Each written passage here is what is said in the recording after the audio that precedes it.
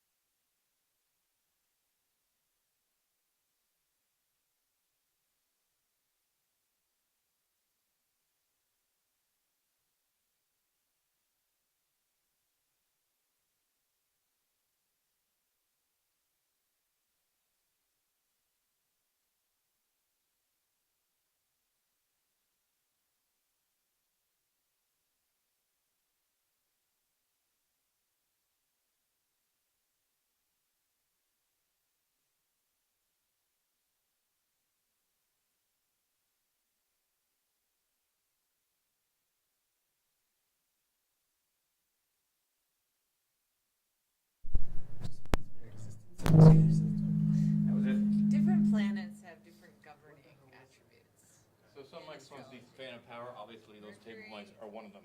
Is It's availability is controlling. to pipe and Alright, so you Matters of think communication. that's So, working now, let me just When double check. Mercury's in retrograde, it said you shouldn't buy anything that has technology involved. You should, have really important conversations, like, interview for a job or make any big decisions in your life because you're but this is all astrology. Pretty much. Right? Does anyone else know Doesn't about it do this? that all the time though? I mean, what are My you birthday is talking Friday. about? I am too. Alright, I'm so we don't have confused. speakers on. I'm confused at how it can go backwards. The It's ceiling. an invisible sky. It doesn't change its direction. right, it doesn't change direction, so how does that work? We're looking at it. It's It's something just- about it's how we always- see it as it, when it, I guess, sets. But, Are you trying to buy technology? What are you guys talking about? and, She's trying to explain astrology. yeah, in 5 minutes or less. So Mercury, so the Roman god, messenger god, so that would make sense as communication. Right, yeah, that's what I There you go. was Everything thinking you need too, to the know about messenger god, Mercury but that's kind retrograde. of I'll send you this by link. chance. Yes. By the way, I want you to know, I went on the Pottermore website. Pottermore. Thank you. Slytherin. So, What have you been? right, You Ravenclaw. are? That's I can see that. My answers are arbitrary questions.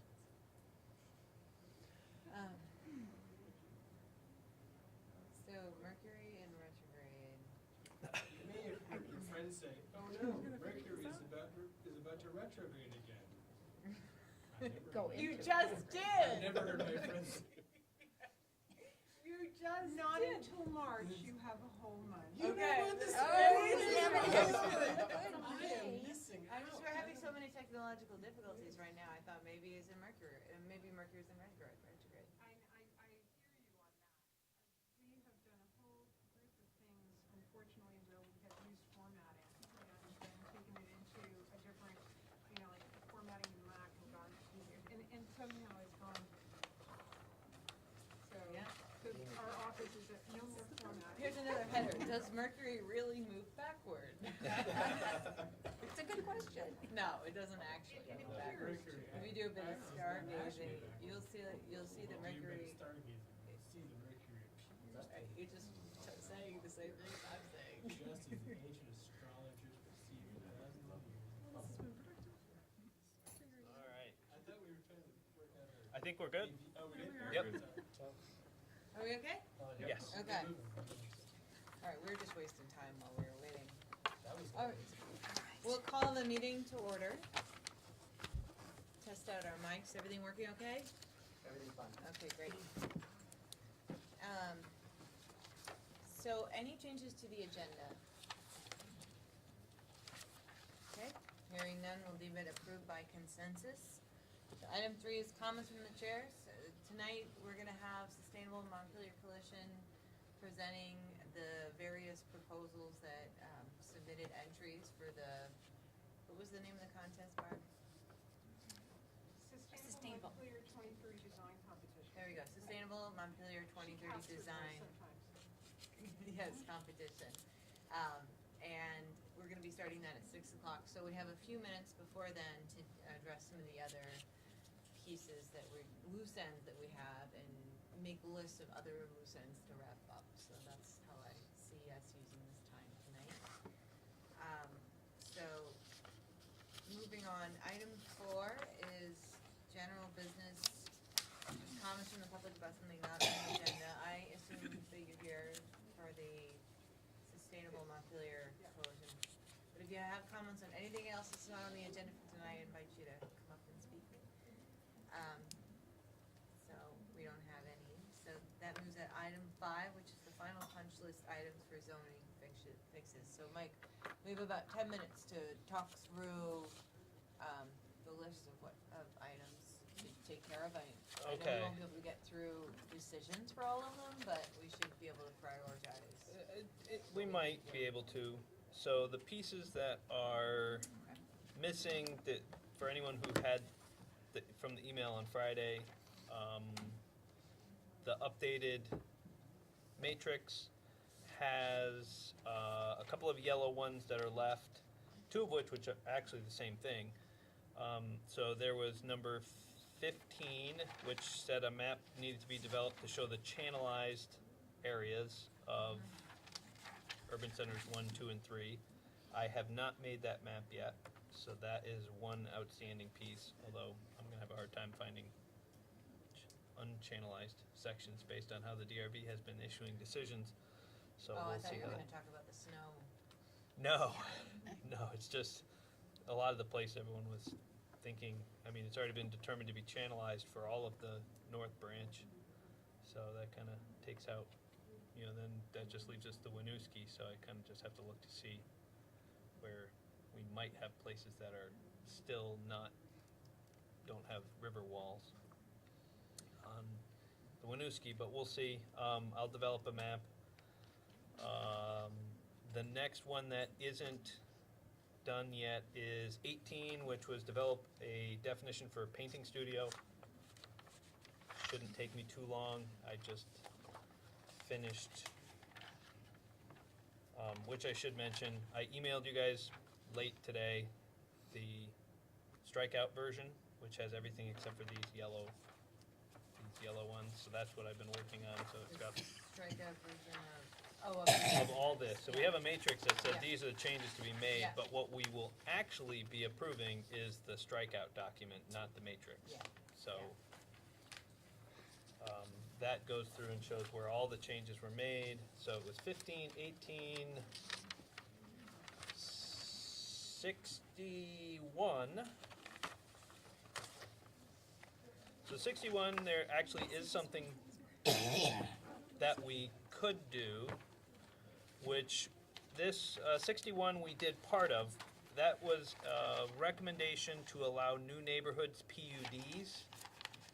And the proposal was to allow them in Western Gateway, Eastern Gateway, and Residential 24. We made a vote to put them into Western Gateway and Residential 24, and we never made a vote on Eastern Gateway, either way. Yeah, Oh, yep. I recall that we just wanted to make sure we were being thoughtful about that process. So, wanna have a quick discussion about that now? I was the person who's hesitant about Eastern Gateway, and I mean, I've been over there since then. I can't say that I have, I don't know, a strong opinion now, but, I mean, Mike, what are your thoughts about how a PUD would fit in there? We have somebody who is interested in the Eastern Gateway, because part of the country club road's in Eastern Gateway, and they've considered doing some type, I don't think they're looking at new neighborhoods, but it's certainly giving people options, I think is fine if they're gonna do a good project and they wanna take advantage of the benefits that doing a PUD would offer. I don't see why it would be a bad thing, but Yeah, and I mean, I think that I recall your hesitancy being in part because we really want to encourage density in certain areas. So we don't want to just mistake encouraging density for certain areas for encouraging density everywhere. We're going to be thoughtful about it. And so, you know, is this really an area where we want to do that? 'Cause it's not exactly walkable, so it would be like Montpelier's version of a, you know, subdivision or, you know, suburban type of development. is it along the rail line? It's a pretty big area. I mean, it's a It is big, a pretty area, yeah, Yeah, okay, it's a- so, I mean, there's a lot of areas out there. I mean, Route 302 is Eastern Gateway, the end part of Route 2, Country Club, kind of those areas. What's the, I mean, I think new neighborhood might be a little bit more of a challenge to fit in there, but if somebody had an idea to do that. and they could feasibly, by allowing PDs, they could feasibly get a density increase. I mean, what's the density set at out there? The density's pretty high, so, I mean, it's 1 unit per 5,000, so I bet they would have a lot of potential development. Is there any residential there now? Not a lot. There is some, right when you make the corner at the roundabout, there's an old hotel, and then as you go around the corner, there's actually one that had apartments. I don't know if it's all converted to commercial or not. If you go a little bit farther, there's a single family. There's a home out there. This is town hall. But we also have some vacant lots, and the question comes up, how would those get redeveloped and what would we be? But I think it would be a challenge for somebody to take advantage of it. The question is if somebody came up with an idea. It's not, so the people who are interested are not necessarily interested. I don't in think that. they're interested in a new neighborhood. They're interested in, I think they're more interested in cottage cluster type. It's basically our industrial district. Yeah. Yeah, Gallison Hill is pretty industrial.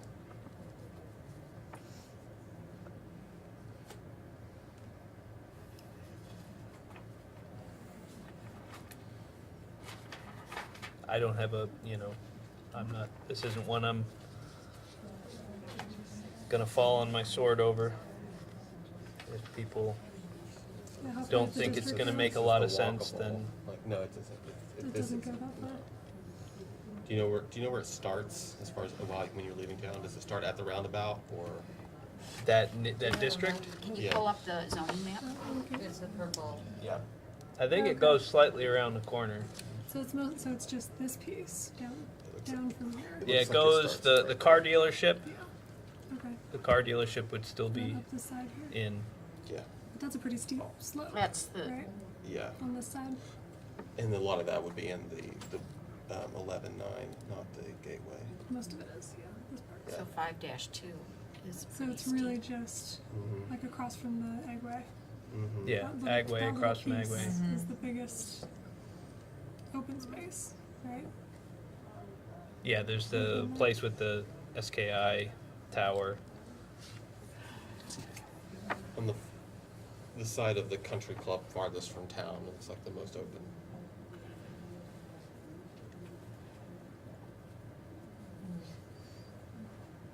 Yeah, I think new neighborhood PUDs was contemplating larger parcels. I don't know if we're gonna have parcels that would make that work, but like I said, there are a couple of ones that, Well, I'm not hearing Let's- a lot of interest in allowing this PUD in this district right now. But this could be another item to table and to consider as we move through the city plan process and see if this makes sense. But for now, it doesn't sound like we have a strong feeling one way or the other, so I think we should leave things as status quo until we have a more broader discussion about where we wanna make changes. Does that sound good? I guess this is a concern just that we don't want residential development in this Eastern Gateway, cause I would be supportive of including the Eastern Gateway. I guess I don't quite understand the concern, cause I'd rather have development here versus like East Montpelier. You know, it's still closer in to me, even if it's not totally walkable. And I think the Cross Vermont Trail, I don't know what's ever going on with that, but is gonna be hopefully connecting that a little bit more. But I don't, if we wanna table it, I'm not like passionate about it. There's already some residential that's allowed there, right? yeah, residential is It's- allowed it's there. just It's whether- whether this PUD would Whether be you can allowed put a there. PUD in, which would be, mini unit Yeah. development. I don't. yeah, the density is one dwelling unit per 5,000, so. Allows a certain amount of density. Thoughts, John? Yeah, it seems odd if we already allow it. I think part of our discussions for the plan is that there's no real strong vision for this part of Montpelier, which is on our to-do list to like figure out what this is going to be. And there are questions like we do have, if this is our industrial zoning district and we do have some of that infrastructure supporting it, like we should create an environment that's going to be conducive to that. But without a clear vision of what it should be, it's hard to make decisions about we should or shouldn't allow there. So, it's not helpful, but No, that's helpful. No, I it's, agree. So we'll table it, okay. come back to it. The other two were already approved, right? The Western. Yes, the yeah, Western Gateway, and, which includes part of, National Life and Residential. Residential 24. So the last two, maybe last two? 83, 84, so we're back to, I need a definition of the painting studio, which I already have, so actually we have two of them telling me the same thing. Add definition of change of use. I actually was going through things and found out I actually already had a definition of change of use. But I did add in a quick statement on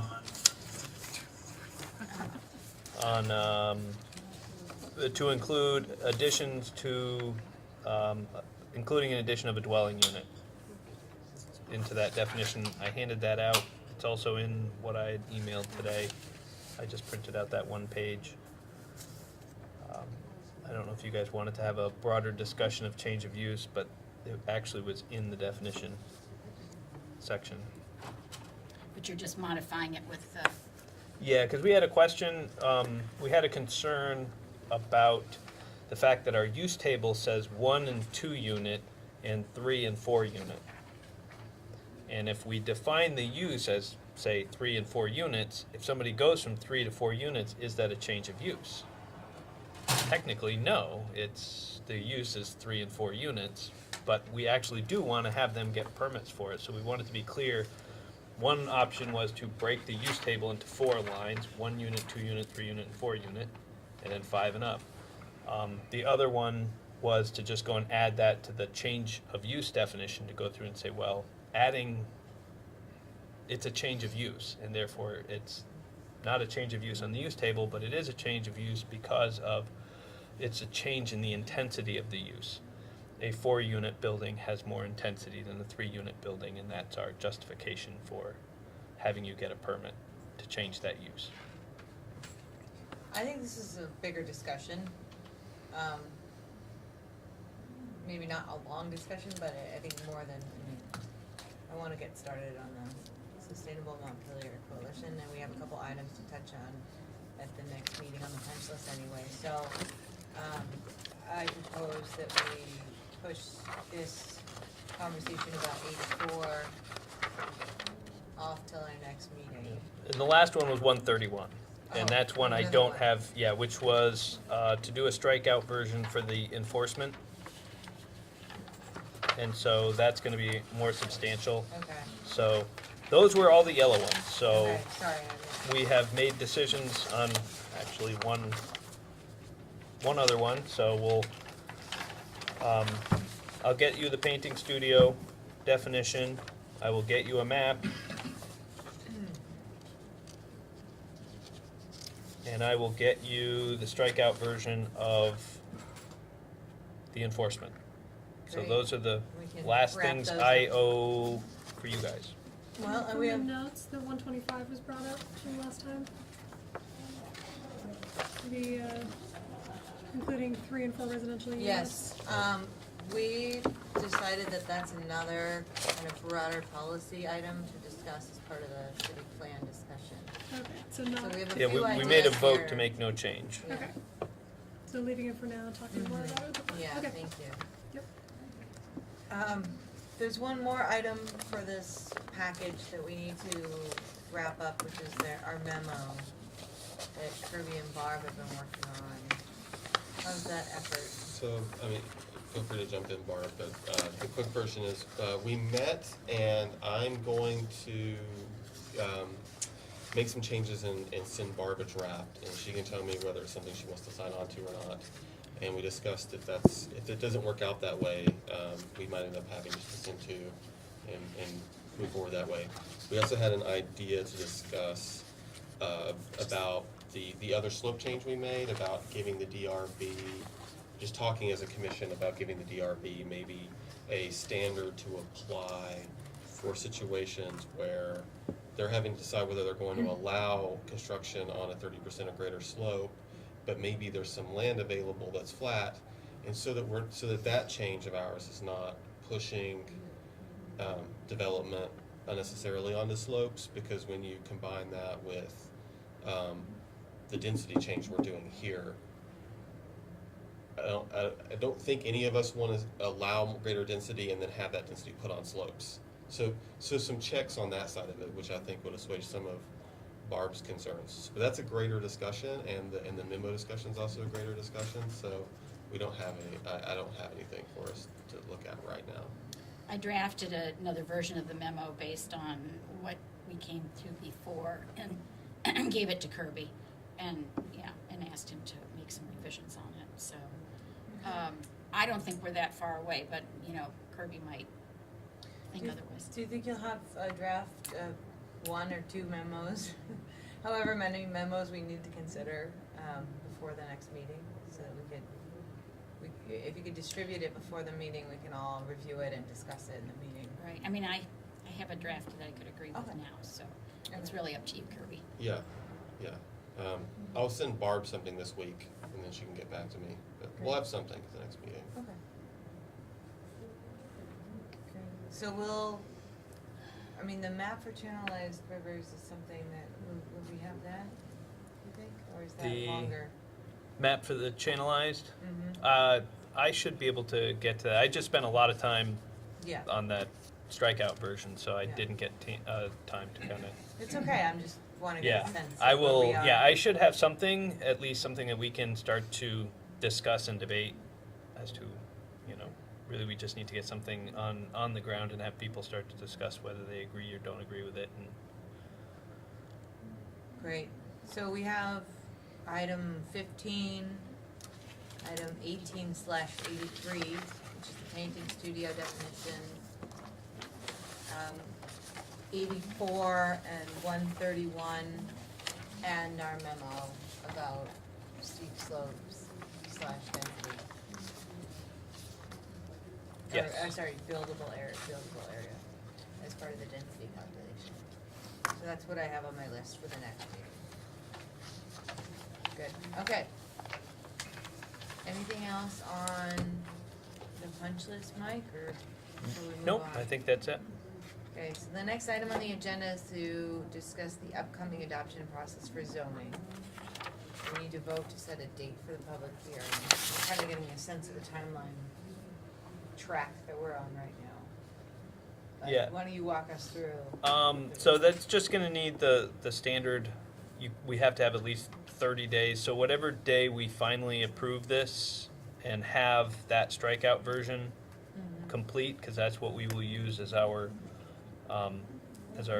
vote, then it'll be 30 days to have that public hearing, and then we can decide at that point, based on public input, whether we want to forward it to city council or have another public hearing, reconsider. For those who went through the process before, this was the part, you have the public hearing, you think, we're ready to go, have the public hearing, then you get a bunch of input, and you're like, all right, well, make this tweak or that tweak, and we're back to warning another public hearing. But maybe it's something, because these are mostly zoning fixes, that this is one that we can go through the public hearing and move it to city council. But it'll be 30 days from whenever we have a draft ready to go.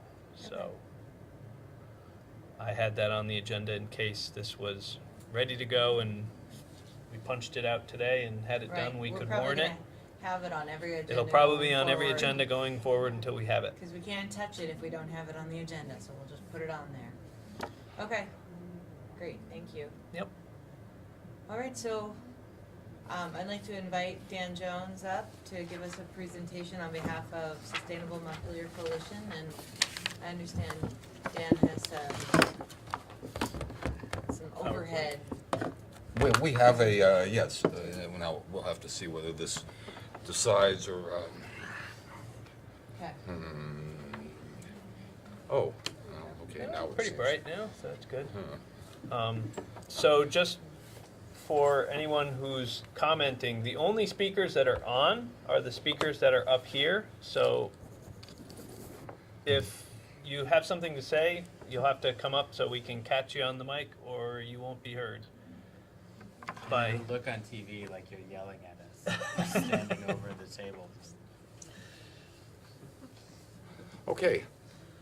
Hi, I feel like I'm sort of coming to give you an introduction to some ideas we began broaching with you back in September, but there seems to be a large number of new faces here. So, hi, I'm Dan Jones. I'm the Executive Director of the Sustainable Montpelier Coalition.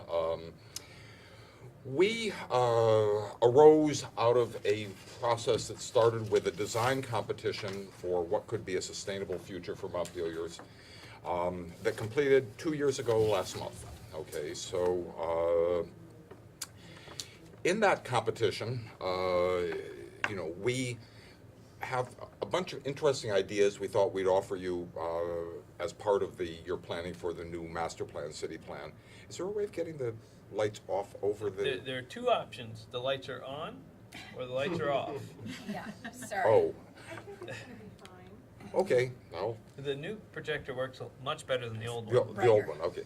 So nobody's figured out how to get the backlights on in the front, never mind, I will. It's not switched that way, but sometime it will be. finally. Sometime it will work that way.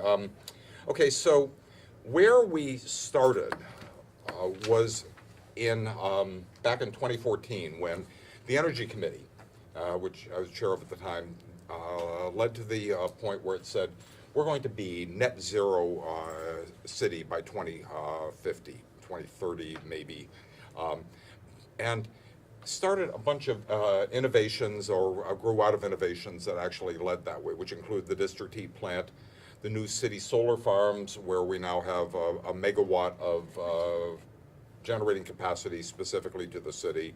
We've been educating citizens on energy efficiency, and we even were so good that we were one of the 10 finalist cities for the Georgetown University Energy Prize, which was an honorific that was actually, you know, quite fun to be part of. We're not quite sure why we were one of the 10 finalists, but we were. You know, they took into account the fact that we were actually making strides. So the big new solar plant, et cetera, made a difference. What all of our work did not look at was the issue of what is the biggest carbon sink in our lifestyle, which is the automobile. You know, so a little city of 8,000 has a traffic jam at 4:30 in the afternoon, and what we really discovered looking around was there were acres and acres of parking lot. And so I managed to actually get a copy of a drone image of downtown and ended up making this map. So all the red on there is off-street parking for Montpelier.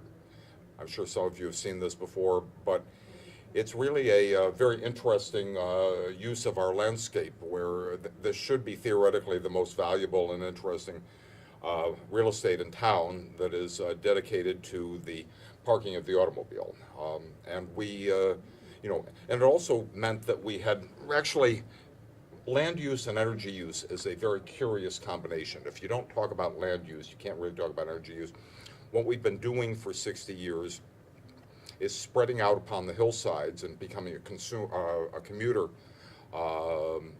city rather than a dense downtown. I mean, if you look at sort of 110 years ago, this is kind of what downtown Montpelier looked like, with a lot of housing, commercial space, et cetera, a nice railroad station down there in the middle of, somewhere about where the new transportation center is supposed to be.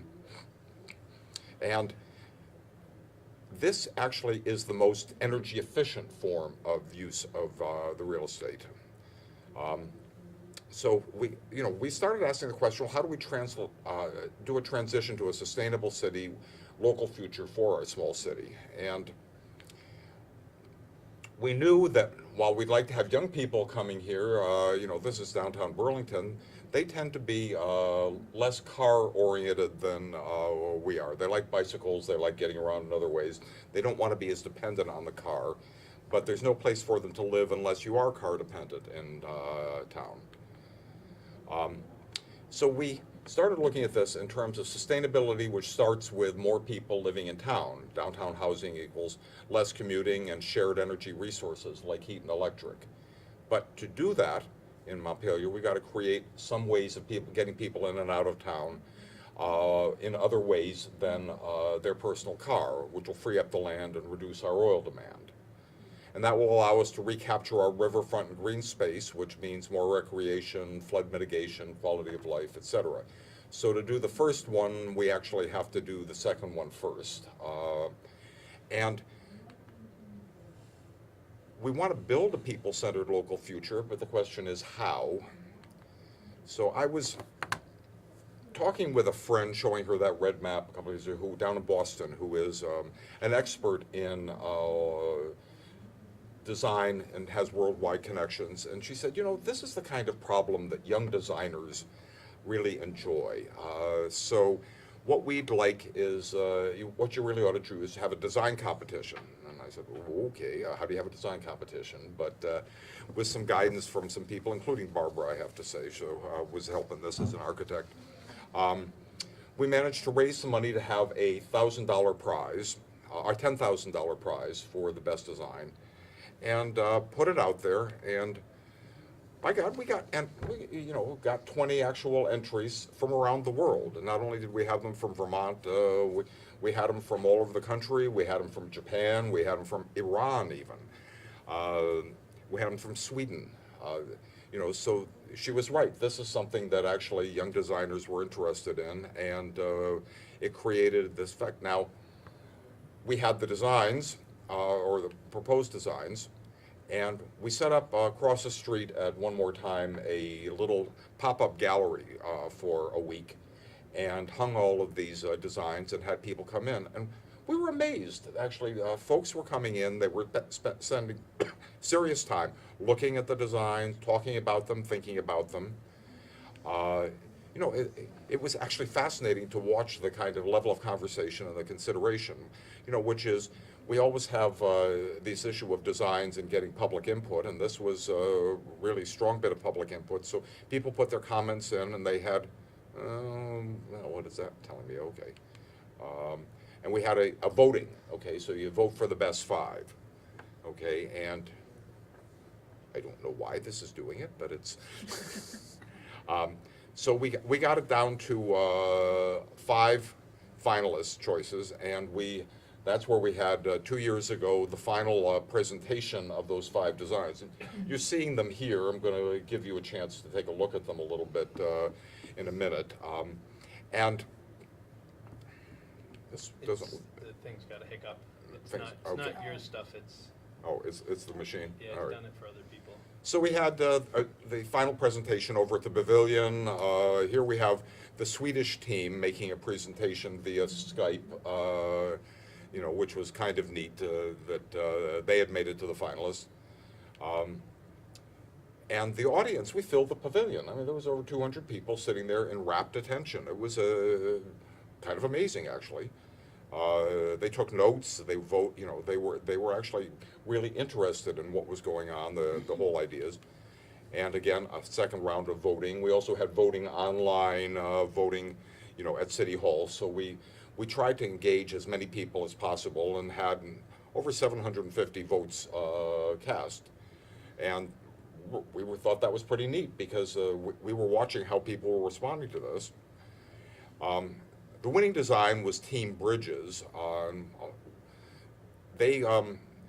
So they won in terms of of the 5-way vote, but there were a lot of votes for the other ones. So it was not a slam dunk. And then we a few days later had an award ceremony up at the State House where we got the governor and the mayor to come and receive the design. Give the big check to Team Bridges. Now the guy on the far right is Jay Ansel. He was the lead designer. He also was the head of Black River Design over here. And I will suggest to you that you invite him and his team in or to give you a presentation on exactly what they're. I'm going to try and give you an overview of what was going on, but they would probably love to make a presentation to you as well. And hello. Oh. So we still had a challenge, okay, and did anybody go to the Ed McMahon presentation last March? Ed McMahon, you're thinking. Huh? Yeah. That Ed McMahon. and who is one of the smart growth advocates in the country. He was a guy who actually cares about this stuff. And line we love from him is planning's important, but implementation is priceless. Okay, so we still have this design idea and these concepts, but how do we get them actually made into facts on the ground, and which is the big question. So a year and a half ago, we formed, Net Zero Vermont had done the competition. Net Zero Vermont wanted to keep out a statewide focus, and I and a couple of people behind me said, well, okay, we've got to do something that's specific to Montpelier. So we created the Sustainable Montpelier Coalition. This is our opening ceremony, and at the reception, a little rainstorm came through and left us with this rainbow, so we took it as a positive sign that something good was going to come out of this. And I'm going to stop here for, I'm going to leave you with a thought. Okay, all of these designs, okay, the workbooks, all of them are available at netzerovt.org/finalists. And I encourage you to take a look.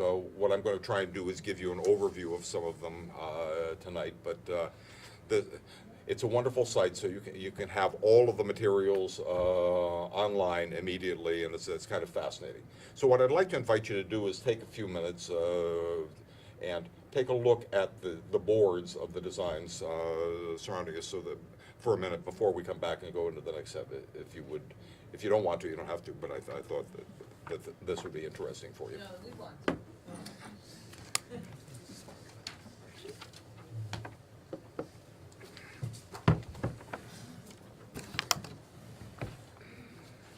The fifth board's over at the wall.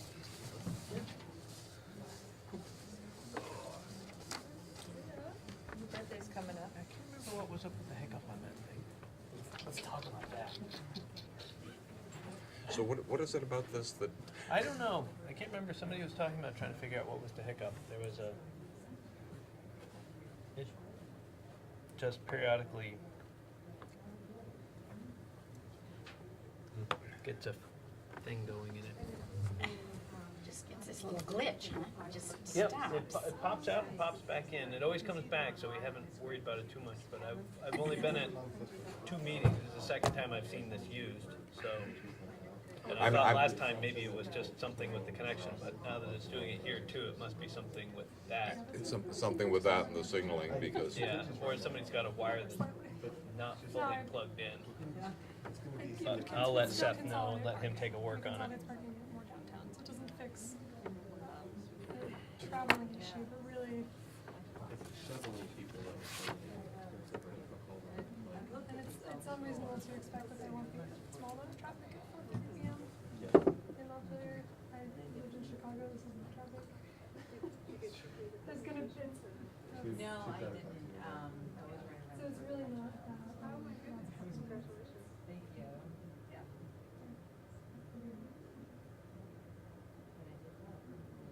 Cool. And we did the tour.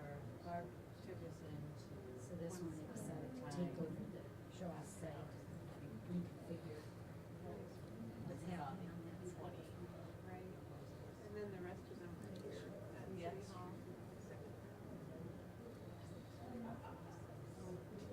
I mean, this would be amazing. It's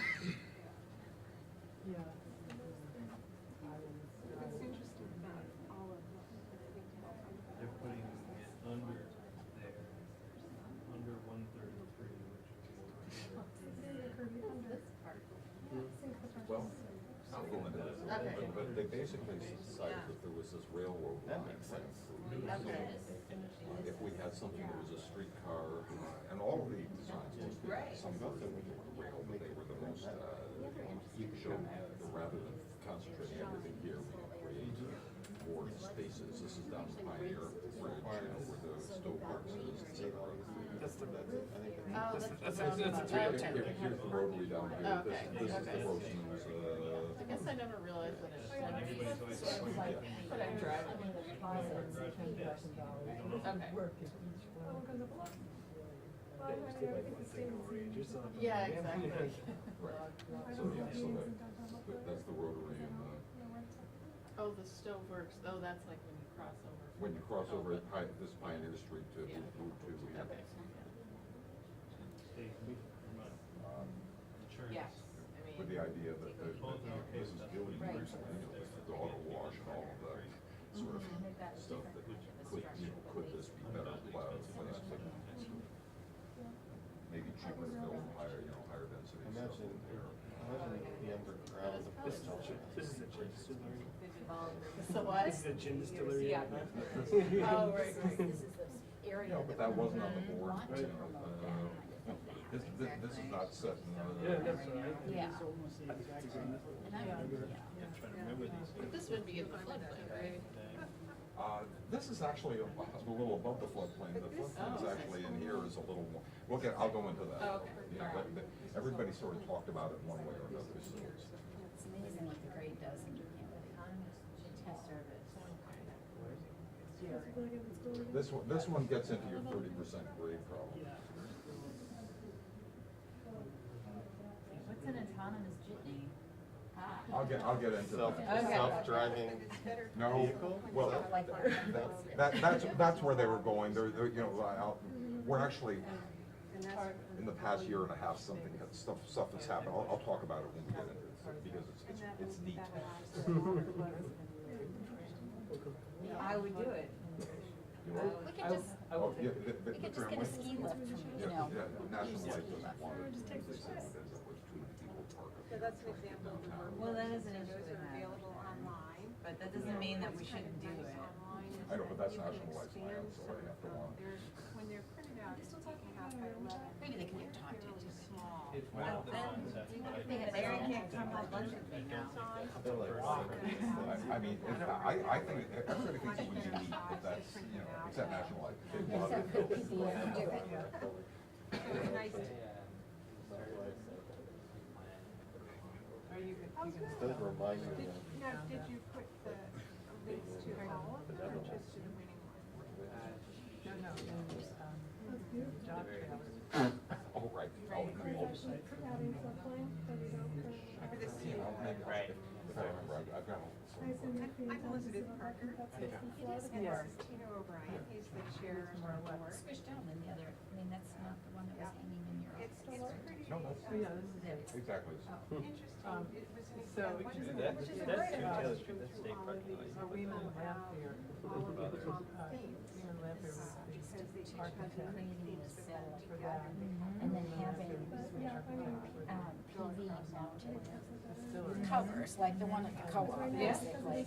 So it'll be generating power, but also protecting the cars, and also bringing in car services like gas service. Underneath. Bob Sunoco is getting, it's just not enough room. Yeah, so where is this? This Yeah, is, the Grossman's lot, here's the Ah. traffic circle. Here's the This would be Bob Sunoco there, and Not then they over, take out the whole Grossman's lot. right across from the car dealership. And the bike path is extending this way. Right, Yeah, they're already working on this section of the bike path, right? On Yeah. the country club Is it road. actually gonna be going there? No, I thought it'd be going back here, no, right? it's going back here.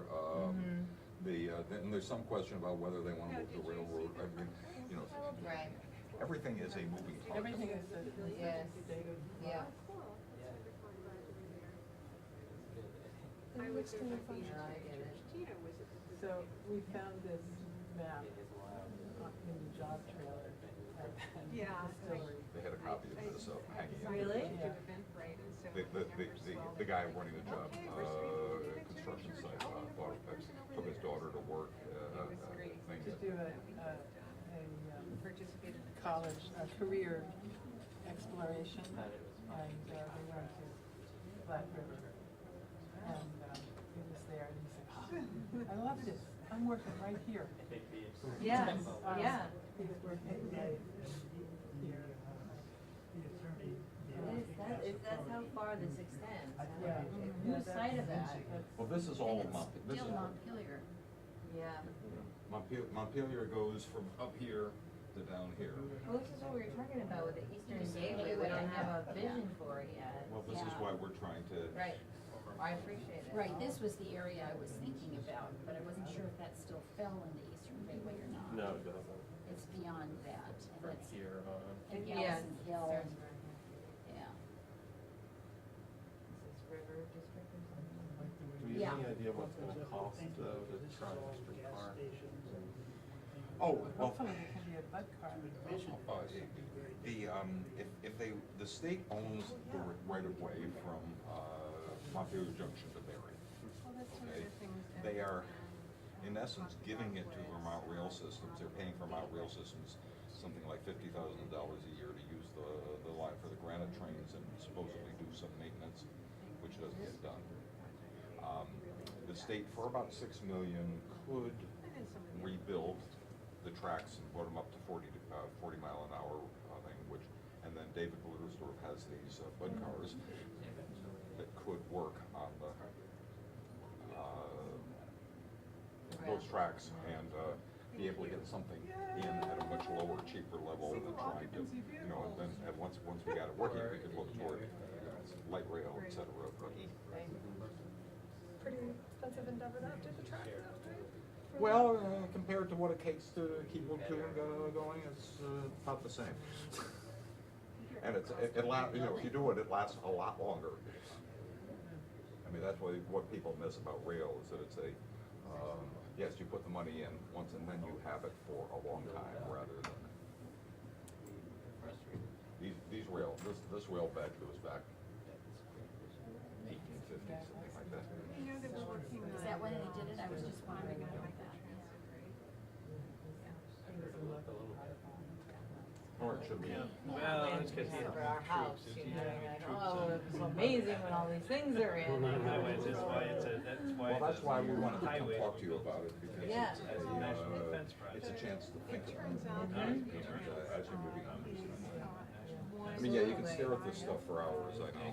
Yes. groups around the country, and of course, Vermont Scandinavia is the has size of some cities. So anyway, there's one out there working on special projects. They seem to still want to look at them, so.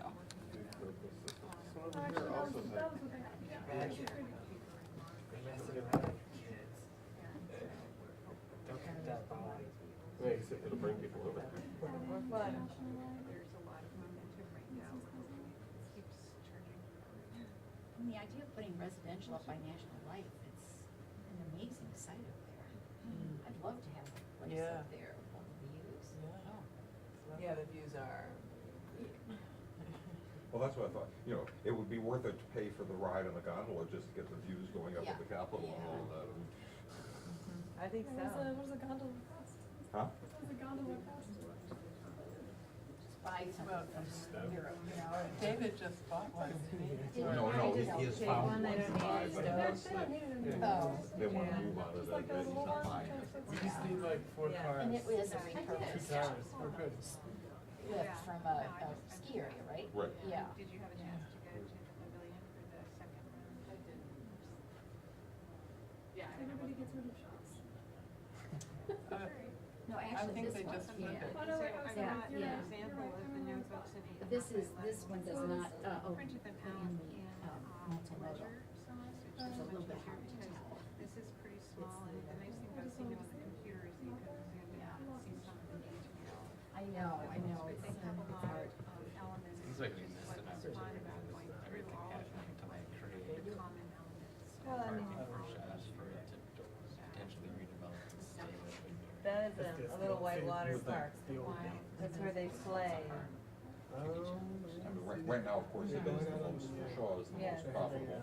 Right. So maybe Yes. redevelop it. Yeah, that's nice. So, unless it was some other way that was equally convenient that Almost they a could trampoline. use immediately. Description, because they get into the net zero. But these Wasn't there one scheme that talked about moving it, but I can't remember. Oh, a few of them got rid of it, had hotels, and conference center. Yeah, I just didn't know if they relocated it to someplace else, but it's, find something with that square Maybe footage. it's this. in town. Yep. I think it might be this.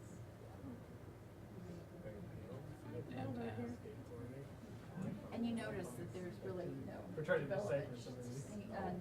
Savings pasture. Yeah. Put a picture over it. Savings slate. But, this is Yeah, where, yeah. It's a blank slate, yes. They have a Very much, translation the from a white key. paper. They have a key, but it's in the work. There was outside. Might be here. Well, but these guys took, And the you know, workbook's they would take online, things as all the way is down to this, Richmond, so. if you're curious. Yeah. But I think that, yeah, they knew, a lot of them knew what the controversy there would be. This one's pretty so. clear.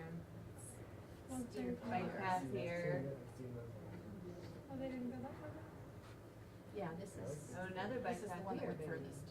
In here. In terms of Yeah, what on this side, just I was just like, I industrial. just want to go there, least likely to understand. Just Montpelier. That, they are, The yes, same. that's right, yeah. The number of new These are great, buildings. they're really Which would be more inspiring. interesting, right? To Right. see the, So that's why I want someone to who go doesn't through some of the high understand the points. political landscape of Montpelier saying what would make all Consistent with this. the Yeah. priorities that Yeah. the I commission appreciate that. published. Get a little more detail, because sometimes the, we know the story. Right. Yeah, so it's good that they didn't extend too New far things down. that I I know every time, Yeah. yeah. noticed. Well, I want to know what they would have said though. I would have Oh. that's what I'm saying. Without that political So should perspective. we But reconvene or? how they have reimagined Or you the just want to spend streetscape the of whole Montpelier, week? so. Much more interesting. No, we should reconvene, because we can look at This these is on. really the heel of this one. Okay. This is part. All right, planning commissioners, we should have a seat. Do you have more for the, should I, are you gonna use the screen more? Yes. Okay. Yeah, no, I don't have a script, I just look at the screen and talk about what's going on, so that, No, we're good, yeah. Thanks for asking. Are these, Oop, shoot. are available to the community at the library? hello, These are also online. okay. Oh dear, Yeah, and so. How do you wake it up? oh, I woke it up, We do have okay. somebody All right, so we provided you a little handout here where we started with 5 areas: vision, compact, walkable, city transportation, and then we basically tried to gang these with your city plan report from that you guys have published, and the current one, and tried to use that as a basis to start looking at stuff. And then finally, we have ideas that are within the various plans that here, so that you can reference it. Now, but I'll try and go on and give you an idea of, so the vision was maintain the historic all right, fine. Follow the smart growth principles, increase housing and jobs. Hope that the slide, economic development. Handout. Yeah. So if you look, so these are some of the slides from the finalist presentation. Hopefully they'll keep playing. Okay. So one of the teams, and the Swedish team in the Loop, had this idea of an integrated approach. I don't know what to do. It's blinking, it's a blinking right now. There. I've talked to Seth. All right. So this is one of the steps toward the plan that you see there. The Bridges plan, you've had a chance to look at and sort of talk about. This is, the whole idea of the larger city working with the idea of a link throughout the city by rail that connects things. So it changes the land use concept based on transportation. Part of the vision. I like this one, one with the neighborhood concepts, where it was taking downtown, rather than the larger neighborhoods that you were talking about earlier, it takes smaller ones. So, for instance, here around the North Branch, okay, we have actually a new neighborhood emerging, okay, because you've got the French block housing, you've got the new transit center, et cetera, and you've got this the church talking about housing in there. So that actually now creates a residential neighborhood to think about it. And so what they've done is thought about ideas where there could be one back at the pit, in other words, which could be a combination of housing and parking.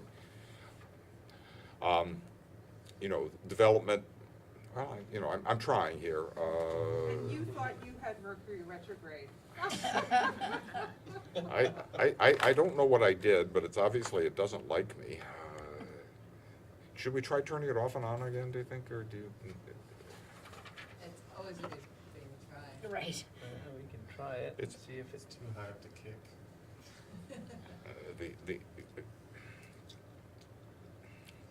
It's so anyway, going through some of the vision things that come from a number of the things, which I'm just going to sort of throw out at you. If you have questions, comments, etc., please don't feel free to just stop me. But part of what were common to a number of these was reduced vehicle and increased pedestrian access. For the city to embrace its riverfront rather than ignore it. Public spaces, recreation, quality of life are part of the downtown. Open space, public arts. What do you think? Is it done it or did it? Oh, it's okay, fine. Population growth by saying, okay, we'd like to have an idea of maybe increasing the population by 2,000 people, which could be done with 1,000 new units if we're taking 2 people per unit. River access, be nice to be able to get access to the river. There's nowhere actually downtown to get river access. Buildings, and a number of them go into this, so it's not just because they're architects in other ways, is they're durable. They're compatible with the net zero goals. Okay. You've got to take into account the floods. The river buildings have to be raised on plinths. Not all of them had this, but that's one of the things. Several of them had ways of having the year-round farmers market. 4 seasons on public spaces. Creating a city identification with sustainability and net zero. This is something a couple of them brought up. In essence, becomes a marketing tool for Montpelier, just like we got the Georgetown Energy Prize. This is something young people and others are looking for right now. It is an area that we could make an area of strength if we had the zoning and the plan and stuff to move forward on. Couple had new services, hotels, conference centers, food hub. So did this die altogether? doesn't seem to want to turn back on.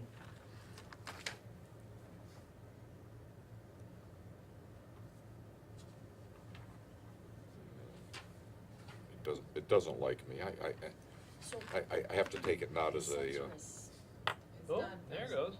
Now There it's we coming go. back. Yeah, I just, It's kind of a mood. So those are some of the visionary pieces that are possible within this. There several of them had net zero, ideas where you change the architecture largely completely, but also create public spaces. Oh no, it just doesn't like me. That's okay. I'm gonna. There it comes. Okay. it's just gonna flash, that's all. Okay, so others of your goals are like compact house, a walkable city. We need housing close to the city center. Reinforce and expand traditional patterns of development. We're working on the multimodal transit center, but is it multimodal or is it a bus station? And that's a question. So this is some of the ideas that came up in the. All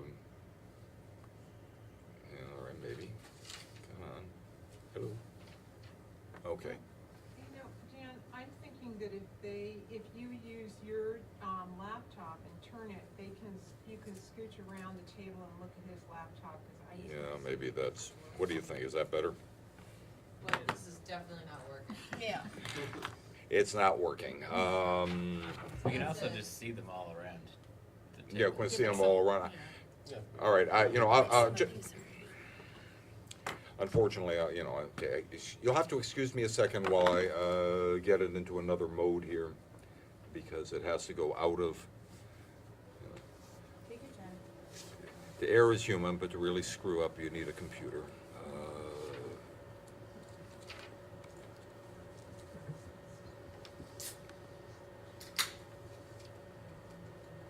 Definitely seems like there were connection issues tonight. Yeah, I'll have to Between talk to Dab Seth about.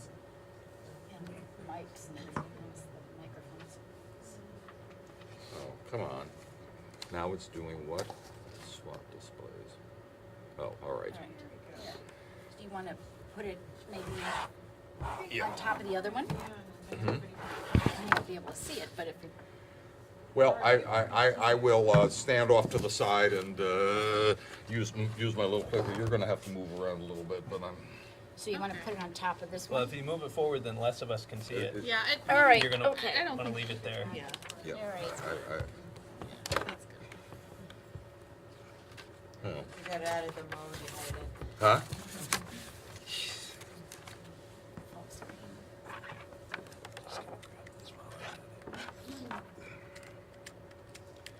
All right. Hopefully this will now decide to work, but we never know until it does. So this is one of the designs that shows the idea of the open space opening up the downtown. All of them basically tried to open up along the river. Okay, creating different kinds of walkways so that, if we're talking a walkable city, this one had covered walkways to, imagine getting around downtown.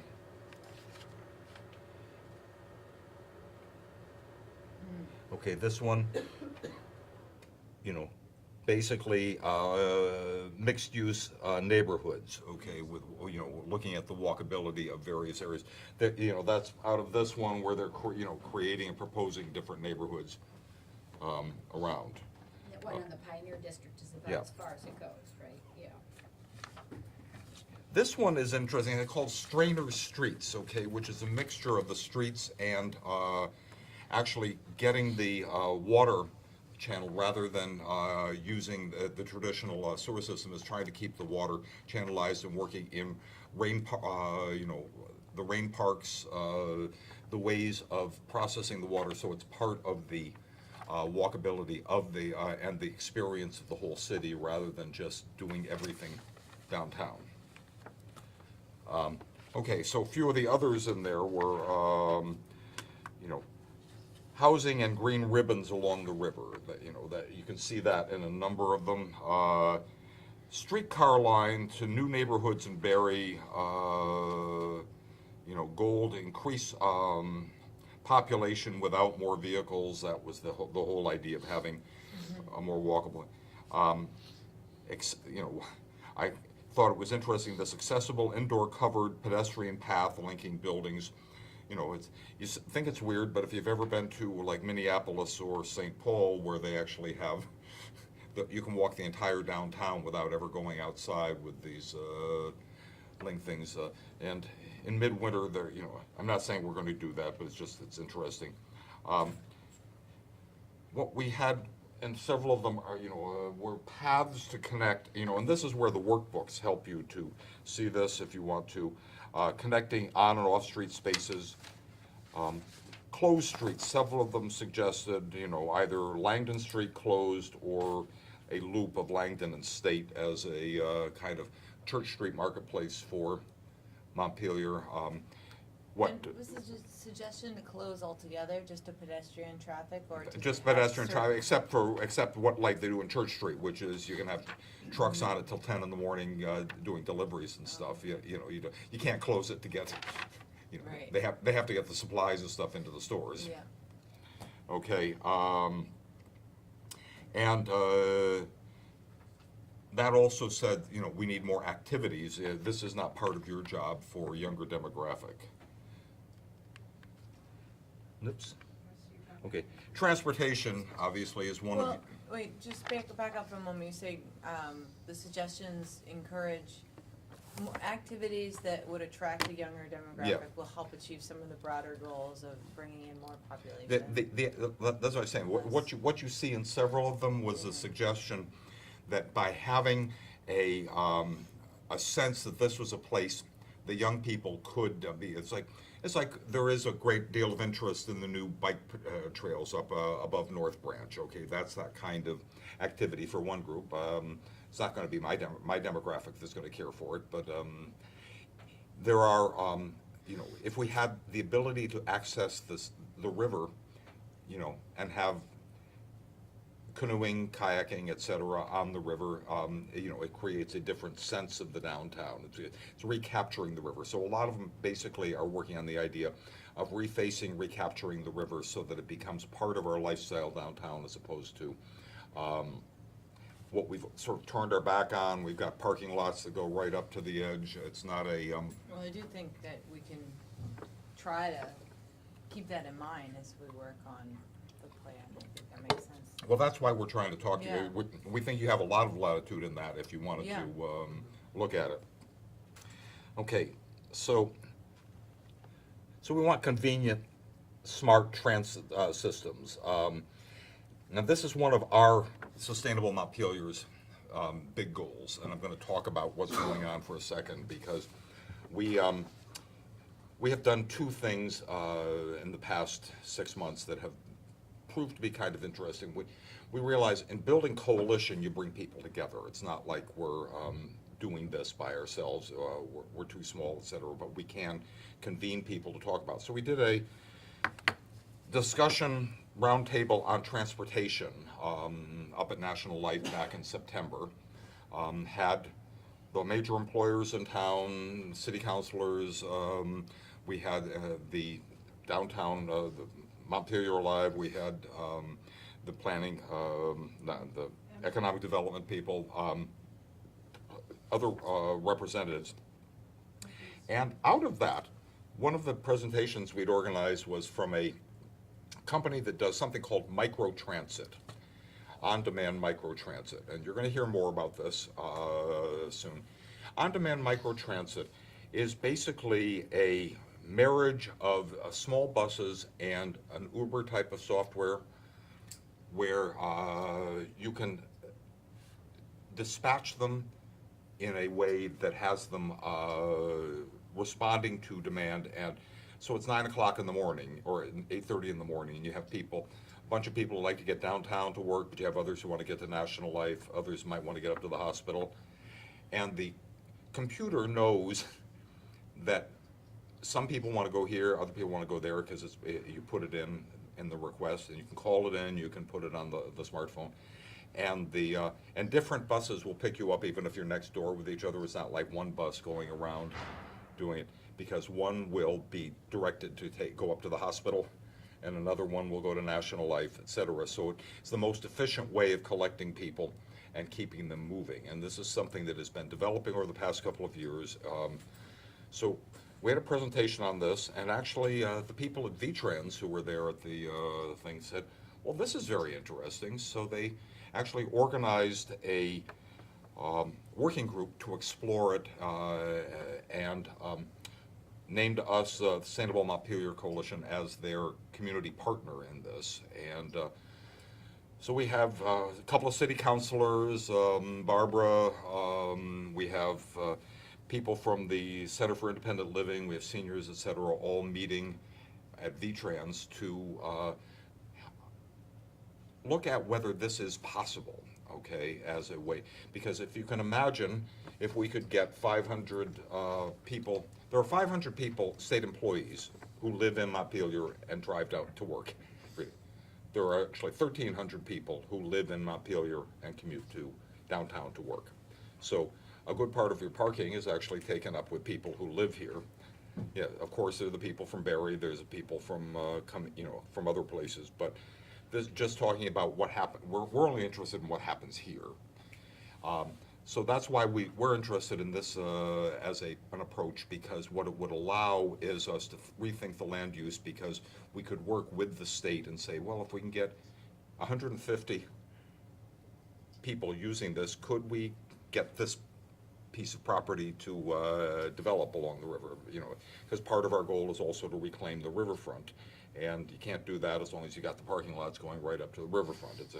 It's a whole new way of trying to do. So the fact is, the state is we're working with the state. The state is committed to having a white paper out within the Transportation Administration by the end of March, with the hope of maybe if some Federal Transit Administration money is available, having a pilot project start by the end of summer, if not in 2020, where this would replace, in essence, the circulator, the capital shuttle, the hospital shuttle, and would actually provide services on an on-demand basis rather than a fixed route, fixed schedule.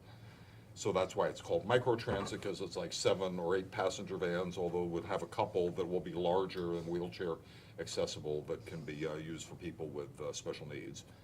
And start reinventing what might be local transit. Couple that with the idea of a train, you know, which almost all of them had some version of light rail because they saw the rail going through town. This one was the most fully developed, but it was not the it was not the only one, which was to connect different parts of the city with the light rail system. So we're so that was a common one, and making room for that kind of thinking in your future planning would be very useful. So here are some of the so here's where most of the parking is now. The state employees take up a good portion of it. One of the ideas was to look at this. These are walking paths to be developed, walking and bike paths, as a whole plan. This is part of an idea of basically being able to recapture the whole south of State Street area as a pedestrian-centric development as opposed to, auto-centric. This one's very interesting in terms of bike paths and other paths to connect different parts of the, could there be a path that goes from, in essence, the nature center into town? Could there be a path, you've got the one bike path sort of started, but, could there be others, and could that become a major feature? Had a young man talked to recently who was so interested by these plans coming up that he was going back to Holland, where he had been working, because he's a bike fanatic and wanted to be a part of the place. And he said, well, actually, maybe this could happen here. So he's going to stay around to try and help make things happen. I thought, oh, well, that's interesting.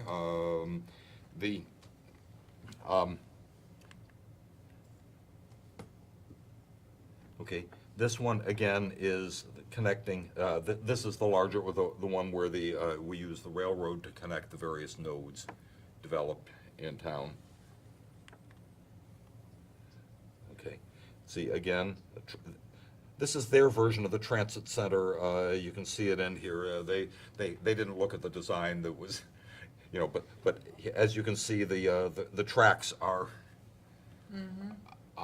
part of that. So this is an area where you see that was a common theme. It was developed differently by each one, but it's something to start thinking about.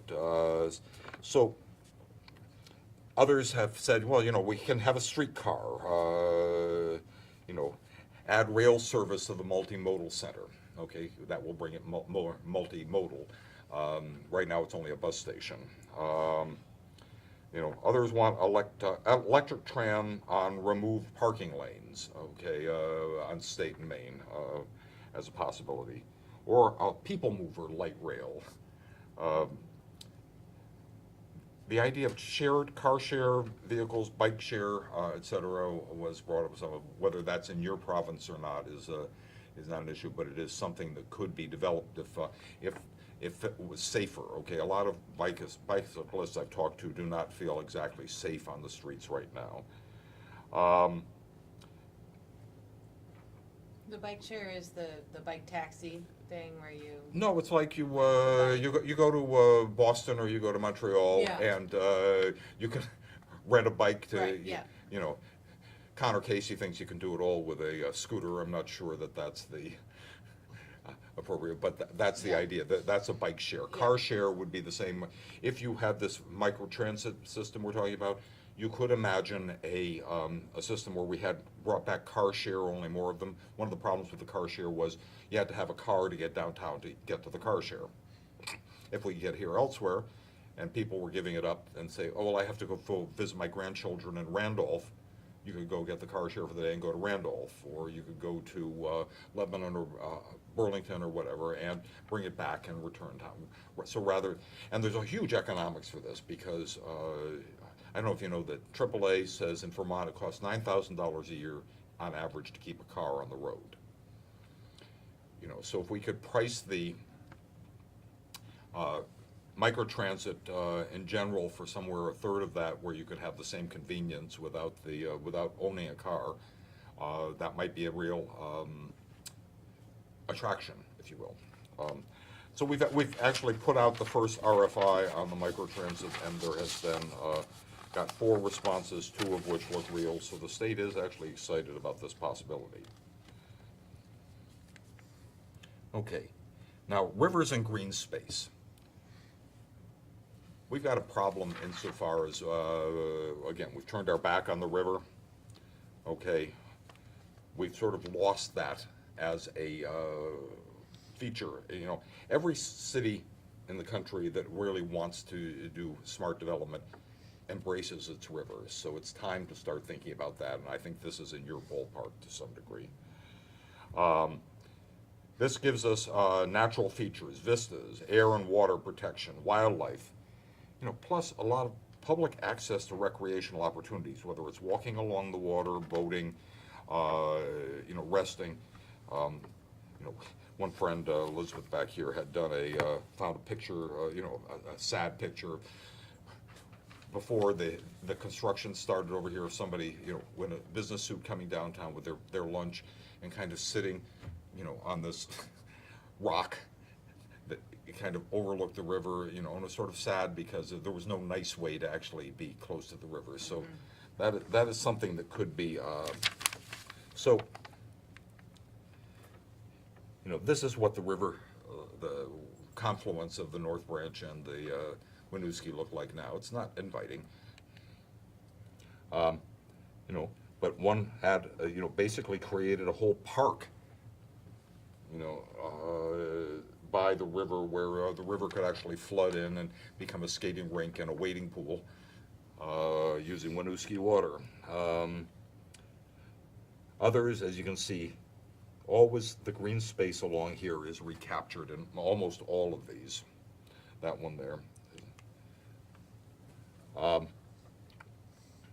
Again, creating a whole circulation of the river where you can experience the river in multiple means.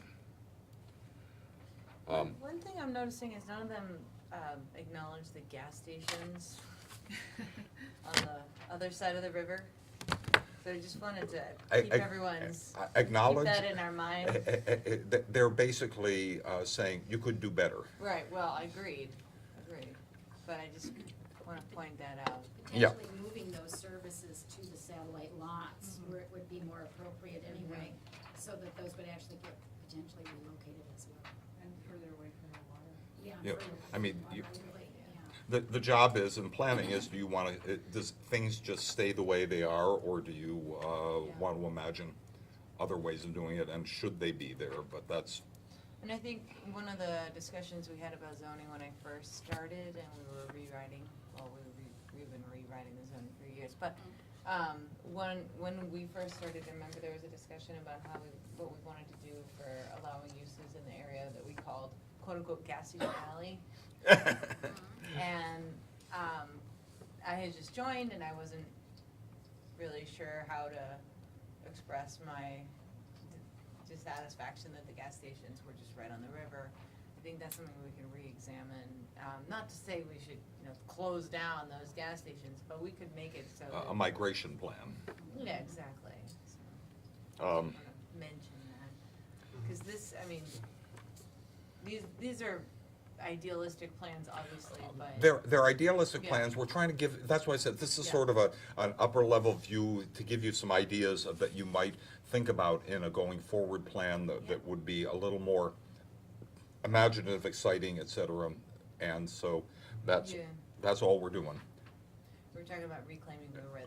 Reclaiming- Reclaiming the river. So We're Steve- talking about reclaiming the river. Yeah. You know, here's another one decided to take out Shaw's and put a conference center in, well, maybe, but notice again, here's that space where the old blind and the Moai property, that's reclaimed as a park in there now, you know, so it becomes in essence a gateway park there as you're coming in Main Street, et cetera. So there's another possibility to think about.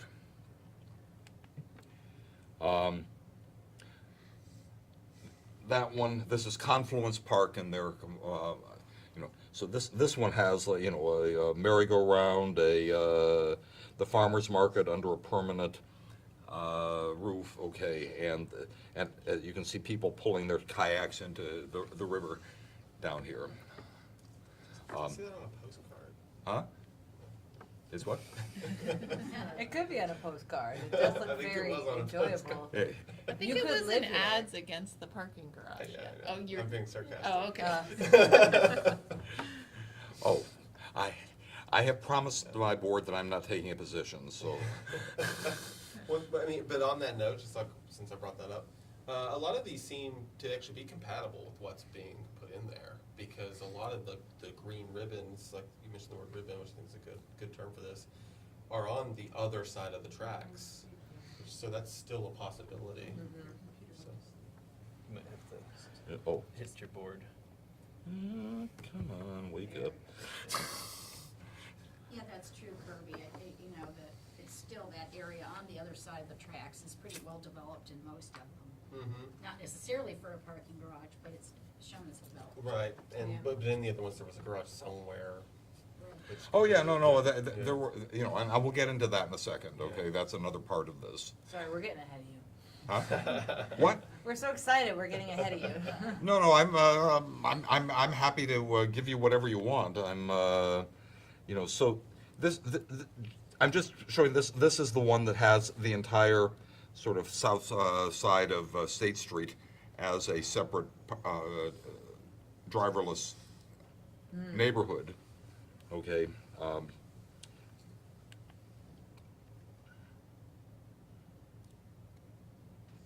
Public green spaces. They're all, so all of them in essence address the public green space. That this is, you can walk around Montpelier and say, where is it? Is the State House lawn the only green space in town? So taking the parking lots Yeah. and turning them into green space, into public green space in general. Yeah. So, the other thing about riverfront access, and this one I wish I could blow up for you because it's very interesting. I will make this, by the way, available to you if you want to Yeah, that'd be great. have it for the record. This is, We'll have, we're creating a website where we're gonna put in, use it as a repository for all the ideas that we're kicking around, so this would be great. It's all on there. Okay. It's all been on there for like 6 months. Okay, it's already Right. there. One It's already day there. we'll start planning, right? one day you'll start putting stuff on it, but it's there. No, the site's there. This stuff has been up there for a long time now. Oh, the entry. I'm just giving It's everyone already a hard there. time We're because just I've been not- we're not- asking to, I've been trying to like start the city plan for 6 months, but we just talk about zoning, so. Good. We're talking Well, do you want about. to, then, John, I'll let you take over the thing. We're just trying to get you, John wasn't persuasive enough, we needed to bring in someone from the He's not outside. shaming you, he's shaming us. No, right you- now, just to be clear. Dan, you just pushed us over the edge. Now we That's can right, start here. Exactly, so we're here now. what this is an interesting representation of is the floodway,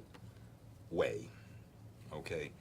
So you have to then consider in whatever you're doing, and several of them did actually address this, which was, anything that you do within the floodway needs to take consideration of, are they on plinths? Do they have to be raised up so that you're not sitting there with the assumption of being flooded? It's like, any new development has to, in Montpelier says, well, actually, that's the 100-year flood. Okay, so we actually have to then pay attention. This is the red line is what downtown with the 100-year flood. Okay. Okay, so that's got to be part of the consideration. There are ways of doing it, but it requires raising things up, having common space. You can have commercial space, common space, storage space in the floodway, but you cannot have living space. Okay, so we were wanting to get to the point where housing was, of course, going to be a part of this equation, because if you want new people, if you want to get the people on the hillsides, et cetera, they have to be somewhere to live. And with a 0.5% vacancy rate in town, that's a challenge. You know, I'm not telling you guys anything you don't know, but the question is, you know, how do we have safe, affordable, diverse housing? You know, you've got ideas of duplexing old homes, allowing infill and cluster. That's what, you know, what this was looking at was how do we do it within, in essence, these concentrated areas. So notice here, the idea was, okay, we could have housing here on the other half of where the tax department is, you know, or back here on Court Street. Okay, they were looking at a variety of places in town, you know, where housing could be considered. While you brought those two ideas up, I have a question, and it's maybe for Mike. So partnering, both of the things that were just mentioned there seem like really great ideas. Doing something next to 133 State and also doing something with the Pit and with Court Street, but they would require partnering with the city. Is it appropriate for the Planning Commission to reach out and start talking to work with the state, start talking to the state about partnership things, or is that more of like the city manager's role? Usually the partnership stuff comes through the city manager. I think Yeah. what we would be looking for is to propose some development themes to start working towards. You know, we're gonna have to come up with a land use plan, or come up with plan policies and goals of what we're looking for. So And then we can- We could plan to work with the state, but we probably shouldn't in the meantime talk Yeah, to the we state. probably wouldn't be doing the outreach, but we do want to have the discussion of all of the components, so when, you know, council makes a recommendation, they've thought about the, would this be a good idea for us to do that? Means we as the planning commission may study whether, from a transportation standpoint, there's a lot of discussion about putting a big parking garage and putting a bunch of development in the Pit. All the transportation studies will tell you, you can't put a parking garage in the Pit. It just messes up every intersection that's down there. All the studies have said, if you're gonna do a parking garage, you have to do it in the Jacobs lot, or you have to do it in the Capitol Plaza lot, because it has easy access back to the highway,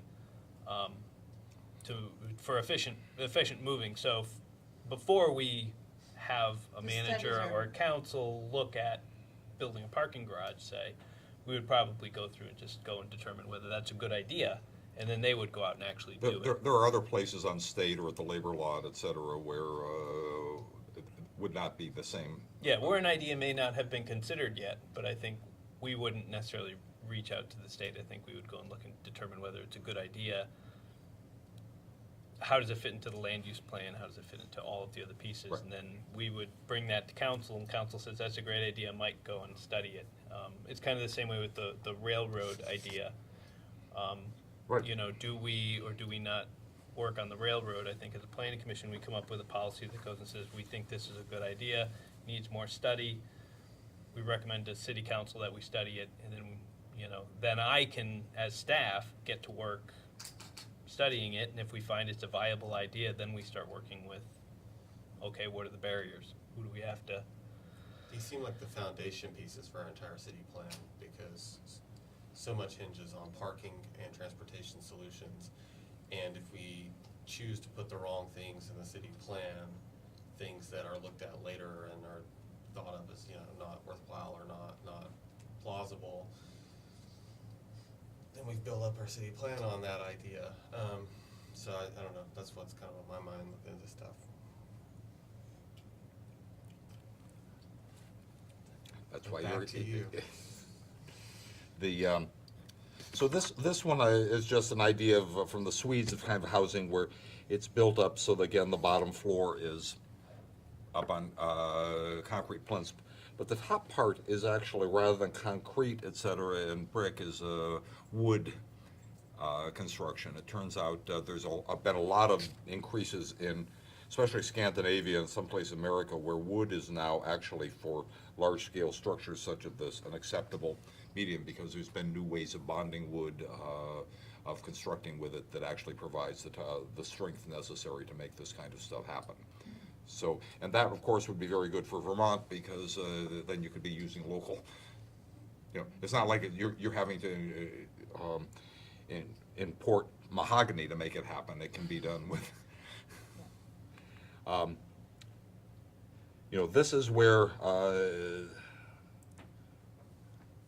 yeah, so this was the idea that they're, you know, that they had in here, that Pioneer Street could also be a new area for housing development that hadn't been looked at before, that encouraging it in there becomes a way of getting it, getting some new housing capacity relatively proximate to downtown. Another version of, in essence, in Court Street, this is with minimal parking underneath and more appropriate, housing appropriate for the architecture of the area on where the pit is. You know, there is parking in the pit, so it's not like it's not a parking area. The question is, what level of parking do you want there? And I think that's where Kirby was, you know, your point is well taken, which is we might not be able to do anything with it if the state or the federal, because I believe some of it's federally owned. Well, it's a state. It's mainly the state. You're not going to get the post office, but you know that's thing. But the most of it is actually owned by Vermont Mutual. Okay. So they would be now if they could be convinced something in the work. They're also always looking for investment opportunities. So. So anything downtown that's not specifically owned by the city is going to have that problem. 'Cause Yeah, there's that's somebody true. else that anything Yeah. you decide Right. for downtown. Yeah, Unless we even the already know two that. houses, even the two garage projects that we talked about, one was Capitol Plaza, one was Jacobs. Yeah. One is owned by the Bashara family, one is owned by the Jacobs Yeah. family. No, that's a Either good case, point. we're always The looking. state Yeah. happens to be the biggest. This probably, the state's the elephant in the room, but There's a lot of things we can look at though in terms of policy levers, like right now, we think of like land value taxation. So right now, like Liberty Mutual, they took down buildings on Court Street and their taxes were lowered, right? So the less we invest in private citizens invest in our downtown, the lower their property tax bill, even though our infrastructure is exactly the same. So Well, like, that's- start creating some economic incentives for actually building things, and then things might get built. right, so we decide what we want and Was what's that on feasible, and the then we figure website out how too? if we What? can actually make that happen. No, I haven't imposed land value taxation onto our like fake municipal plan yet. again, this is the one where the neighborhood idea we're showing where you could have, you know, again, it's basically trying to figure out a deal with the state to get, you know, access. There's really only about 700 parking spots from Bailey Avenue down to number 2 Taylor. So it's, you know, there are ways of thinking about trying to trade those off if we can get other people into town in other ways. They're all state employee parking lots, of course. Again, this is another version of the Court Street plan. I'm not pushing any one of these. I'm just saying this is the kind of thinking that was going into all of this. So it was, you know, giving them a defined area of pretty much the downtown created a way for a lot of ideas to come forth out of this, which was great. This one was sort of fun because, again, it took that idea of a park on the east Gateway Park here, but also creating an art space in here rather than a parking lot. Now, that's Jacob's property, so there'd have to be some way of doing it. But, you know, again, riverfront, okay, activating the riverfront. You know, if anybody's actually gone behind the propane tanks and stuff, it's actually kind of a pretty part of the North Branch down in there if it was accessible. You know, so that's just another way of looking at this. So now we get to parking. All right, we know it's everybody's favorite thing. So you know, how do we do it? Does it include satellite parking, garages, surface parking? Okay, you know, what's the whole, you know, we know there could be satellite parking, the city knows it, but, you know, is it doing anything about it? You know, for instance, there's a whole lot up where the old Brown Derby was that was supposed to be considered, but it's, you know, nothing's happening with it. You know, there are other places that, you know, so this is where we've had ideas, you know, including the vaulted garage down there, plus some Court Street, plus over here behind 133 State. You know, you what they're proposing is you could take 403 spots in these area and turn it into 590 spots in those areas. So it's a, you know, so it is a centralization recapturing land. So that's one approach that is was considered. This is an interesting one. This is a idea of a plinth where you literally, rather than digging down into the riverbank, you build up from it, and then you create green space on top of it, and you have parking. If it floods in there, and you're still above the floodway. Okay, as one approach. Whether you like particularly the buildings on top of it, you know, it is another way of considering how we could have, you know, combination of parking and development, you know, within that area. You know, because the river is always a consideration, the flooding is always a consideration, and global warming tells us it will come back to haunt us at some point. So would that actually perhaps help us in terms of soil mitigation if that area Sure. is contaminated? We could just leave it there. You just leave it and put, And you then basically build seal it and come above it. It's adding additional fill in the floodplain still. It's adding fill in the floodplain still, which is not typically ideal. You probably get, Given our Up on insize piers. rivers. I mean, you're really imagining Right, putting but- the whole thing as a. yes, there's the Army Corps of Engineers and all the rest of it that have to go through, but it's, I believe the engineering is possible. Stephanie works in hazard mitigation planning, so Yeah. she has to say Which it. doesn't mean I know everything, but yeah, I feel the need to chime in with it. Yeah. No, I mean, it's incised and it's all in a flood, it's all the floodplain now anyway, but, yeah. Going up. This one is 133 State Street, where instead of a new building that Gossens proposed, this one has parking above and then housing above in there, which, and they say this can be designed in such a way that not only that the parking below, if it were done flat floored, could become housing if we had more aggressive strategy for keeping cars out of downtown, depending on what happens with the, you know, I'm going to take a position that nobody else likes, which is global warming stuff is telling us we're going to have to do something about the car sooner rather than later. Nobody wants to admit it because, you know, the assumption is we'll keep going on the way it is. Both the economy and the environment say we're going to have to attend to it sooner rather than later. So the more that we can do the thinking that we'll do this, from my point of view, but that I'm not one of the designers. It's just, I stick it out there because I think it is something that we're going to have to worry about.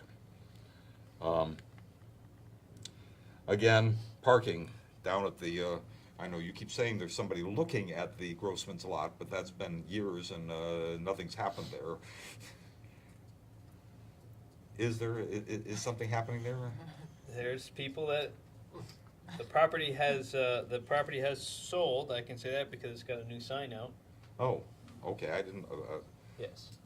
so what are they doing with, Well, it's build to suit is. build to suit? There's the, Talk about shall we say, toxic site. That remediation, boy, I'd hate to face that one. well, they've done the testing, they know what's there. They've got all the plans. What was there before? It was the location of the coal Coal gasification gasification plant. plant, so Okay. it does have coal tar. I'm not gonna put a children's school there or anything. Yeah, you're probably not gonna be It's gonna seeing need any daycare facilities. Yeah. Construction company after that, right? That Yeah, Grossman's, that's why they call it the Grossman's lot. Right, it was the Grossman's Lumber Company back, that may be before some of yours time, but it was sort of a New England franchise of lumber yards. This concept's interesting because they're actually looking at taking the parking and putting it under solar canopies as well as Which makes a moving solar those park out of and it as moving well as the. gas station, service You stations. see 4 places like that in front of the co-op, but this would be a whole parking lot. And then they had the idea of moving Bob Sunoco down here with a convenience store that would, so if you parked there, that would be where you'd wait for the train and where you would, It looks like you could, Coffee. you could get bike, a coffee. and from there, it looks like the bike path would just take you in too, so. The bike path would take you in as well, but see, they've got the train coming here. The bike path, I think they're assuming you come over here with, but that's, And this is imagined as a city development, not a Yeah. private one. it's imagined as a city development, Yeah. but it could be a private one, I mean. Maybe a private parking lot, basically, private satellite parking. This is recognizing, suggesting there could be a garage over at the labor lot, which could triple or quadruple the available parking there, and, Yeah, touch the screen, yeah. some kind of a link into, they talk about it as a third of a mile to here, but there could be shuttling or whatever to this, but again, that could take, 800 cars. All right. Final area, which we started with, which was the energy component of this. The whole idea of this was to get net zero energy development plans forward, okay? So, how do we get renewable, reusable energy, reduce the greenhouse gases, reduce the energy demand, and meet or exceed the state energy plan? 2050, it's like our grandchildren are supposed to deal with it, but the reality is it's something that has to be talked about now. So different of them had different ways of, and these were more summaries of what could be done, putting in wind and solar, putting in a reduction, so it was a combination of, if you do the right new building, and you had a, where is the next one? Here, connected to the district, new buildings connected to the district heat plant. Surprised that the city wasn't more aggressive on that one, that, you could have a net zero building in essence with the new level of what can be done as far as insulation, building design, making the best use of the solar gain, putting the solar panels on top. You can make net zero buildings without a real lift anymore. I mean, we know how to do it. The question is the choice. Having the district heat plant is of course an added one because you need less electricity if you've got the biomass service provided. Okay, so this is an interesting one. These are existing buildings that say all have to be retrofitted. Okay, it's one thing to build new. The other one is all of that is there. Okay, all of it is very wasteful in terms of design and energy. So there's a whole job that the city has to do. That's where it's interesting that the mayor and council are considering this charter change thing, which will allow sort of an energy rating from the landlords, because the landlords have been sticking the tenants oftentimes with the energy charges for the heating, et cetera, rather than saying, should we be taking more of a proactive role, which will help the landlords to actually do the energy work, the efficiency work necessary. I can tell you, having done the efficiency work in my house, boy, does it make a difference in terms of the livability of the place and the cost of heating it. So I'm a big advocate on that one. So this is, you add those in with the new buildings, all of whom are now on this plan, have solar fields on the top of them.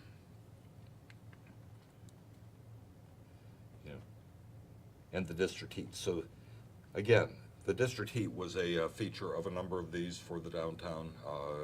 It does a way of actually creating lots of new units, that could be supported and heated. But the city has to take that seriously. They've sort of, like, they made the cost of hooking up, like you have to pay for it now, which is why the French Bloc chose not to do it, because it was just too costly. So, summary. I'm going to have to turn this and read it myself because I didn't print it. I thought it was going to be up there, this was going to be. So, more housing and transit equals less traffic.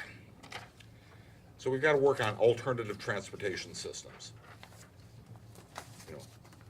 Walk or use transit from home. That's one of the reasons why we're looking at the microtransit, because it makes it easier. When you talk to the seniors, et cetera, everybody says, well, we'd like to take the bus, but it never comes. I don't know when it's coming. When's, it's like, so the idea is you have to make something that is convenient and easy as your own car, okay? And that's what we're looking to do. Riverfront parks and green spaces and housing development are necessary for, our future development. You already know about diverse housing throughout the city, but what the red map and these things show is there's a huge opportunity downtown if we can figure out how to capture it. We need alternative parking options, okay, and we renewable energy to reduce our greenhouse gases. So, oh, come on. All right. I apologize, I have to run at 7:30, but thank you very much, Dan. All right, I'm done. I have a couple of pieces, and then it's empty. So, what these are is proposing design concepts that can be integrated in your new city plan. Okay, well, that's why we're here tonight. We're including the city's committees, and we've made presentations or a part of all of them in various ways for building the coalitions. We've already done, like I said, both the transportation roundtable and a roundtable on the Lower North Branch, which led to some different thinking about what could be done along the riverfront there. So we look to work with you on anything we can provide in the future. We hope to be a resource to the city committees as they work with you to contribute to the city plans. So we're not trying to be, coming in from outside, but to be a way of influencing all of the different people. As you can see, the design competition offered multiple concepts for each of the city committees on what could be done, and we just wanted to give you the overview on what came out of it so that you could be prepared future. And well, thank you very much for your time. That was, and we almost got it. Yeah, we did. Yeah, exactly something. Any questions or anything else anybody want to finish with? A lot of questions, but I think we're gonna have to kind of work through some of these ideas. It sounds like, I felt myself thinking about the challenges of a variety of the ideas, and we'll have to find that balance of being able to look broadly at our wish list and not getting bogged down by what the hurdles might be, but also thinking about what the hurdles might be because we don't want it to be a non-starter and then we have problems. So just finding that balance is going to be a challenge. This is why, just why I was telling you about the microtransit and the train is that we tried to say it's not a parking problem, it's a transportation problem. Mm-hmm. Sometimes it is just switching how you think about things rather than saying, oh, we got this parking problem, what do we do? Oh, we need more garage, we need this or that, rather than saying, well, maybe we have to change how people move around. Maybe we can help do that and make it fun and convenient, et cetera. And that changes the discussion and moves things around. So that's what I was hoping you might consider for some of these other pieces. Yeah. Sorry, I have to leave too. Anyone else have questions or thoughts? Okay, Yeah. thank you. We're gonna look at all of this and we'll probably ask you to come back again. We're at your disposal. Thanks so much. Thank you. My pleasure. So, Mike, is it okay if we kick the meeting minute considerations to the next meeting? Sure. Okay, so that puts us to the last item on the agenda, which is do I have a motion to adjourn? I move. A second? seconded. All those in favor? Aye.